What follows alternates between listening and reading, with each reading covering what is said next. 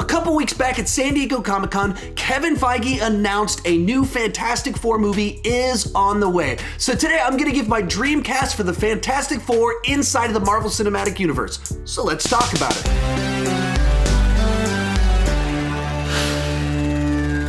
Hi, my name is Sean, and I love to talk about movies way too much. With that in mind, go ahead and join me down below in the comment section. Share your fan cast, your dream cast for the Fantastic Four. As I go into this, I'm going to be looking at who I want to direct it, who'd play Dr. Doom, and our Fantastic Four themselves. And as I do this, I'm not going to try and blow your mind. Some of my picks are going to be pretty obvious, but I'm trying to give my honest take on all of this. Also, the way it's going to work, for each of these, I'm going to give you 3 or 4 different people that I think would be a nice, good fit for the role, and then I'll kind of select the person that I personally would pick if I had complete control and that I would get most excited about if they were selected. With that said, let's get started with the director. And my first potential here is Brad Bird, the director of the Incredibles movies, as well as a couple of live action films. His name has been tossed out there to direct the Fantastic Four ever since he directed the first Incredibles film, for the obvious reason that the Incredibles is already kind of a Fantastic Four film. It's got a family dynamic, it's about superheroes, and even the power set overlaps a little bit with the Fantastic Four themselves. Add to that, his directorial style with his live action films is also very dynamic. I think he directed some of the best action sequences of the last decade inside of his Mission Impossible film. So put all that together, you've got a guy that knows how to do vibrant action, he can do family fun, and he's already kind of worked with the Disney studios already, so his name makes a lot of sense to kind of put into the mix here. Second one on here will be Peyton Reed, the director of the 2 Ant-Man films. About a month or 2 ago, there were some rumors that his name was kind of out there to kind of drop the Ant-Man films and take over the Fantastic Four. And when I first heard that, I thought, yeah, I think that kind of fits. The Fantastic Four have a family dynamic, there's a science dynamic, and there's supposed to be kind of a little bit more lighthearted fun inside of the Marvel universe, and that's kind of what the Ant-Man films are. They're very family-centric, they're very science-centric, and they're more lighthearted. And so it just seems like a pretty natural transition to go from Ant-Man over to the Fantastic Four films. Third option on here is John Krasinski. If you've been paying attention to any of the movie rumor news, speculative realm for the last year and a half, people have been throwing John Krasinski's name out there related to Fantastic Four really since A Quiet Place came out. It's been pretty nuts ever since then, and his name will come up again inside of this video. So of course he directed A Quiet Place. That's the one that he's kind of known for, but he's directed some other films. He's directed some television as well, and has a long history with The Office, which has humor and family dynamics inside of it. So I think there's a lot that he could bring to the table if this is what he decided to go with. As for me, if I had to pick between these 3 people, and I think they'd all do a great job, and I'd be very excited if any of them were selected, I think I would actually go with Peyton Reed. In Brad Bird's case, I kind of want to see him do some other things. I've already seen what he would do with this type of film, and with John Krasinski, I've seen him do kind of the horror thriller thing. I haven't seen him do big fun thing with a blockbuster, and so I don't immediately see exactly what it would look like. Peyton Reed, I think I know what the movie would look like, and I say that in a good sense. We know that he knows how to work within the Marvel system, so for me, he'd be the person I would select. From here, let's move on to talking about Dr. Doom, and for this one, I want someone that you could buy as being a friend, a peer to Reed Richards. He has to be someone that you can buy as being extraordinarily intelligent, as well as having a very dark side to them. And then, of course, they just have to be able to pull off being incredibly menacing at the same time. With all that said, let's dive into it, and I'll kick it off with Oscar Isaac. So we know that he can do kind of the fun, heroic, charismatically, but he's also the person that played Apocalypse inside of, well, X-Men Apocalypse. And while that movie itself I had a lot of problems with, it showed that he can be someone that can be terrifying and he can be menacing. It wasn't like his performance was necessarily the problem with that film. So he's someone that I could see having the intelligence in movies like Ex Machina, where he plays a scientist, where you can see his mind working and you can believe the relationship there, and then you can see turn to that dark side later on in the film. Next up is Jeffrey Dean Morgan, and I just love it when he shows up in anything. He has just such a nice charisma about him, but at the same time, you could just see kind of into the sinister side that can come out of him. I haven't watched his seasons on The Walking Dead, but just the little clips that I've seen, the darkness that kind of he can pull out, commanding the screen, that I think fits nicely with a Doctor Doom. The final one on here is going to be Bryan Cranston, the guy that people have been tossing out there for Lex Luthor and all kinds of other villainous roles in these films for quite a while. Hey, why not give him Doctor Doom? You can, of course, buy him as being this very intelligent, intense guy. If you've ever seen Breaking Bad, very easy to transition to get there. Put all those pieces together, and I could see a really nice direction to make an awesome villain out of him. To go and put one out there that I haven't seen other people mention, Denzel Washington. This is a guy that, of course, can be the smooth leading man, normally playing heroic characters, but if you've seen Training Day, he can go in a very different, dark direction when he wants to. Add to the mix, of course, he can come off as very intelligent, and he can do very intense. Now, with each of my selections, I'm kind of ignoring the Latvian nation kind of history of the Doctor Doom character. That doesn't seem to be an aspect that the film versions have known what to do, so they seem to kind of like toss it off to the side. So that's a little bit of what I'm doing. So to be fair, I'm just kind of going for people that could play mad scientist that's really intense at the same time. Between those people, I think I want to see Bryan Cranston. We've been talking about having him as one of these big superhero movie villains for a while now, and I just want to see it happen. Next up is Johnny Storm, the Human Torch. Here I'm looking for someone that they're young, they're hot, and they can pull off being kind of a cocky douchebag. First up is going to be Zachary Montgomery. So he actually was the Red Ranger in the Power Rangers film that came out a couple years back, and then he's been in the last 2 seasons of Stranger Things. He definitely can pull off being kind of the leading man, athletic, really good looking, bit of douchebag thrown into the mix. He was a little bit more mean-spirited bully in the 2 seasons of Stranger Things, but combine that with his persona in the Red Ranger, and you can see where he could come off as kind of the cocky jock as opposed to just the jerk that he was in Stranger Things. Next up, let's put Zac Efron into the mix. He's one of these people that people have been talking about him being in a superhero movie for quite a while now. He's, of course, very attractive. You can easily look at his performances in movies over the last 10 years like Baywatch and see how he can just be an absolute cocky jerk,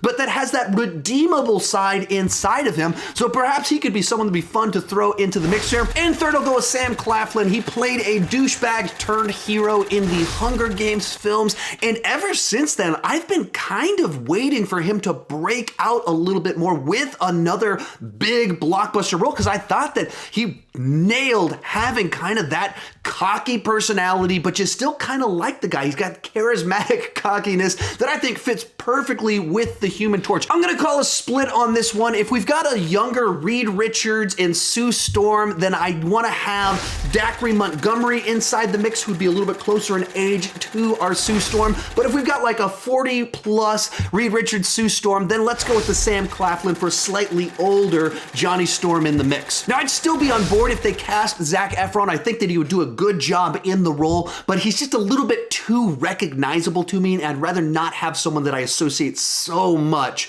with kind of all of his past fame. Then let's talk about The Thing, Ben Grimm. Here I'm looking for someone that's got a cranky side, a playful side, and can play a sadness to it. I actually thought that Chickless was great. He was fantastic in the Tim Story Fantastic Four films, even though the movies themselves I had some issues with, but that casting I thought absolutely nailed it. Unfortunately, we can't bring him back, otherwise I would bring him back. So who would I pick?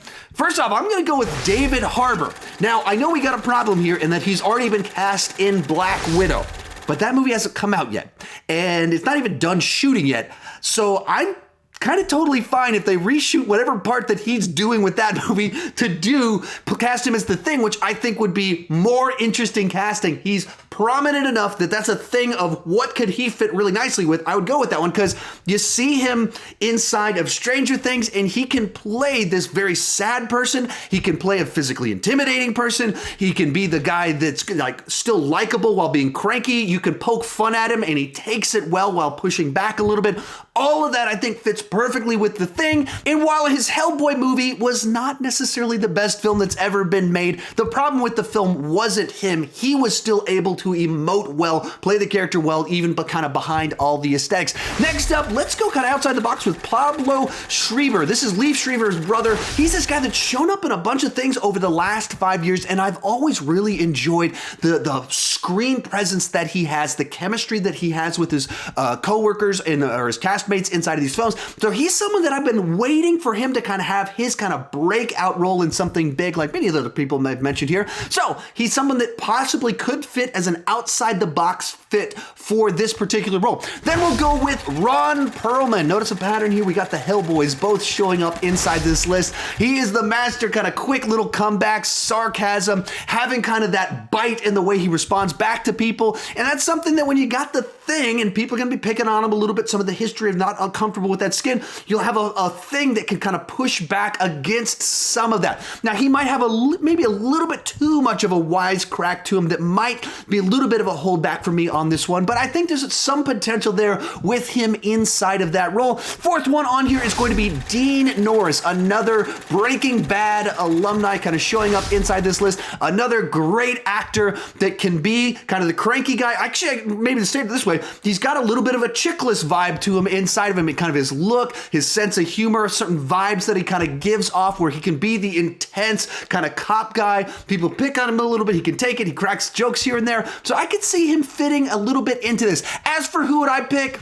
Man, I'm going with that David Harbour option. I'm saying recast his character for Black Widow. I'd much rather him see him as the Thing than as guy that I'm not particularly familiar with that's going to be in the Black Widow movie. I just think that this is much better casting, fits directly to what I envision for the Thing. So cheating a little bit on this one since it's almost certainly not going to happen, but hey, it's my Dreamcast. That's my dream. Then we've got Sue Storm, the Invisible Woman. Here I'm looking for someone that can pull off just looking like a normal adult woman, as well as coming off very intelligent, but then we can buy the transition from normal woman to superhero. So first off, the one everybody's been saying, Emily Blunt. Now she's someone that we have seen play a whole variety of roles, from being the tough, hardened action hero in Edge of Tomorrow to Mary Poppins in, well, Mary Poppins Returns. So because of that, naturally, it's easy to see her playing a lot of variety in the sorts of films.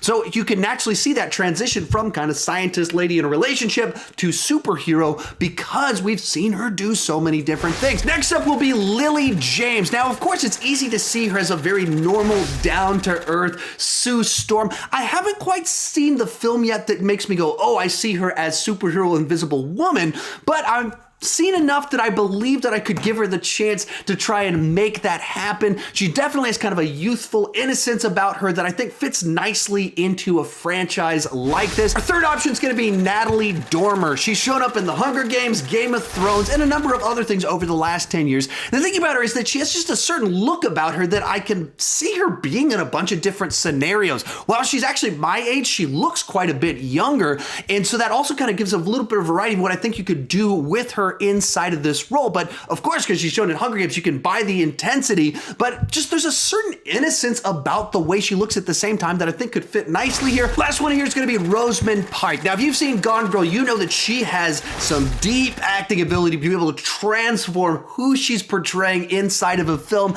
and she just naturally, I think, kind of has a classic Sue Storm look about her, which kind of makes her a natural fit. I easily buy her as kind of the normal person. Once again, with Gone Girl, you can see her as the person that's conniving with her mind work. Not conniving is probably not the best word, but you can see her mind working as an intelligent person with a scheme, a plot, a plan. And also because of things that happen in that film, I can buy the intensity in that she would transition from kind of normal person to superhero inside of that film. Who would I pick of these ones?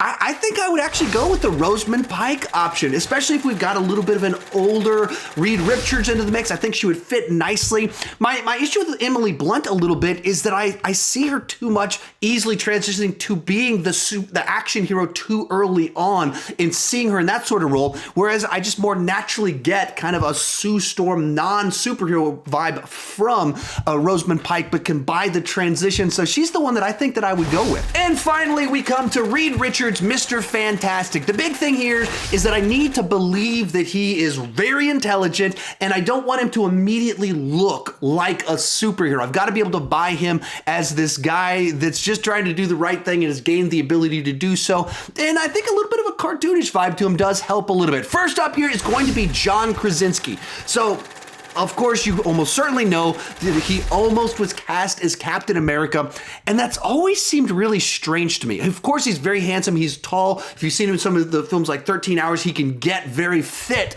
but something about his face has a cartoonish vibe to me. Something about his features just kind of gives off a certain vibe, which kind of what makes his reactions when you watch The Office so funny is because he has these kind of exaggerated features inside of his face. And for that reason, I never really saw him as a Captain America type person, but I never bought him specifically as kind of a Captain America look to him. But Reed Richards isn't supposed to be this kind of classic superhero looking fellow. He's supposed to look like a scientist guy that just kind of got swept away up in this adventure. And I so buy him in that. You see him in kind of the Jack Ryan TV show. You can see him as the intelligent person, the analyst that you just believe that he knows what's going on and he's outthinking the people around him. You can see him as, of course, fun family guy if you watch The Office or any number of other movies that he's acted in.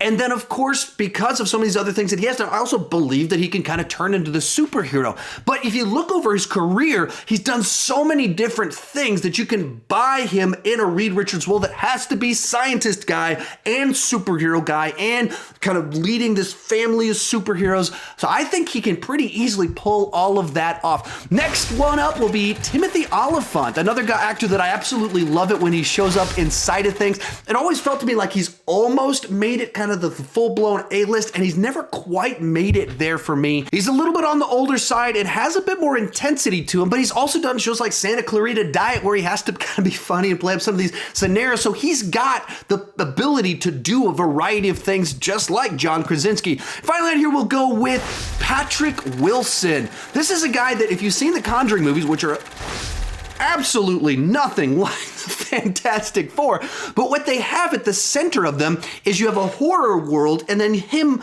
grounding it as this guy that you know he's very intelligent, but he just comes off kind of like this normal family man, even though he's in this world of demon possession and conjurings. And that, I think, is what makes him a very interesting pick to play Reed Richards at the center as the lead of the Fantastic Four, is that we've seen him be able to just ground this big story and make it kind of this family tale while there's all this crazy stuff going on. And I think he could bring that to the Fantastic Four. While it still has the superhero antics, he still becomes this stretchy guy that put his arms everywhere. But with what you can do with it also is he makes it a family movie. And you buy into him as this guy that doesn't let all the shenanigans kind of get to his head. He's still just Reed Richards trying to do the right thing. And I think that's what makes him very interesting. But with the three options on the table, I mean, I think the one I'd get most excited about is the one everybody's saying, John Krasinski. He's someone that I want him to get one of these big leading comic book movie starring roles. I think he can play intelligent. He can play the leading man. He can be the kind of goofy, kind of fun guy. What I think he brings to the table fits specifically with the Fantastic Four, which is supposed to have a different sort of vibe than some of the other comic book movies. And I think he has the skill set to be the lead of this movie. Remember to share your fan ranking down below in the comment section. Also, check out that video right over there where I talk about all of the Phase 4 movies that were announced and which ones I'm most excited for, which ones I'm most nervous for. You can see that right over there. Thank you so much for watching, and keep talking movies too much.